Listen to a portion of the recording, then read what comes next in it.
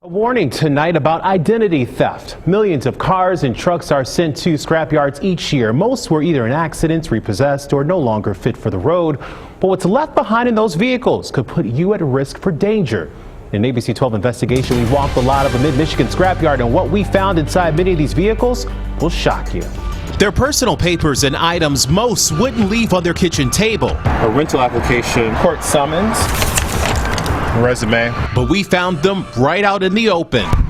This one found someone's pay stub. Inside these vehicles, ready to be sold off into pieces or crushed. Medical information. And as the saying goes, one man's junk is another man's treasure, especially for these looking to steal your identity.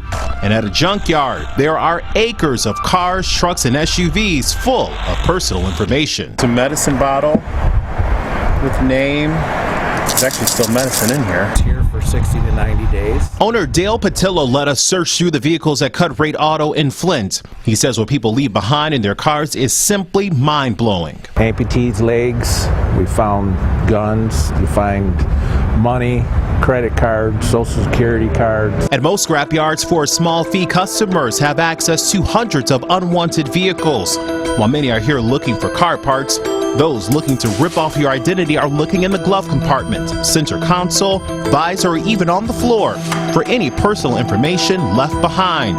Which is why Patillo says at his business, customers usually have an escort. For that reason right there, for stuff that doesn't come missing in our cars. We checked in with the Michigan Secretary of State, and they tell us there are no laws on the books regulating salvage yards and the items car owners leave behind. With so much personal information potentially in these vehicles, whose job is it to make sure that it doesn't fall into the wrong hands? Well, it turns out it's the owner of the vehicle's responsibility. Till that car becomes someone else's, it's your responsibility, it's your information. Burton Police Chief Tom Osterholzer says the keys to protecting your identity are very simple. If it doesn't need to be in there, get it out. It's hard enough today to protect our confidential information with technology, and the fact that we make it so much easier for people.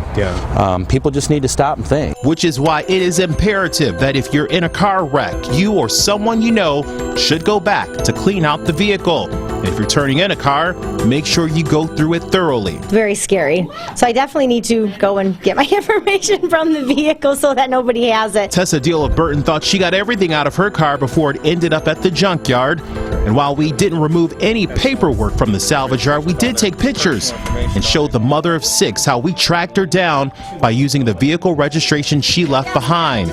Deal grateful that her info didn't end up in the wrong hands. Anybody could have found it. I mean, I'm happy you guys come across it and come here and to tell me all of that. I mean, who knows what they could have done with all that information.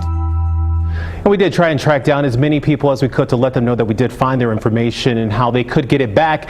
And so now it's time to think about what's in your car. Anything that has your personal information on it, it's best to take out of the car completely. Anything with your name, address, even those bank slips that we usually just slip in the visor or the center console. Oh my goodness, I'm going through my mind thinking about everything. I'm sure people at home are too, everything in their car.